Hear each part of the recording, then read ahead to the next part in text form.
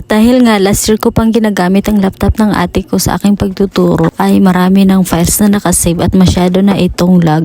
Kaya naman ay napabili na ako ng bagong laptop. Ilang araw din akong naglakad-lakad sa mga mall sa Davao para lang makahanap ng laptop na kasya sa budget ko. Kaya naman nung papauwi na ako ay napadaan ako sa SM kung saan doon ko ito nabili. Ang kagandahan nito ay maliban sa Type-C ang charger at fingerprint lock na rin siya, ay marami din siyang freebies. Kaya naman ay natuwa ako nung sinabi nila ang isa sa mga freebies nila ay tote bag at cap. Dahil sa wakas ay mapapalitan na ang luma kong bag. Napakaganda nga ng bag na ito dahil 2-in-1 na, pwedeng body bag at pwede mo ring gawing shoulder bag. At higit sa lahat sa mga pinaka nagustuhan kong freebies ay itong cup nila dahil nga sa mahilig tayong magkape. Ang kagandahan nito ay kahit na hindi mo maubos ang iyong kape at mayroon kang klase ay pwede mong iwanan at pagbalik mo ay mainit pa rin, hindi kagaya ng relasyon ninyong lumamig. Char. Kasama rin ang mouse na ito sa mga freebies at since may wireless mouse na ako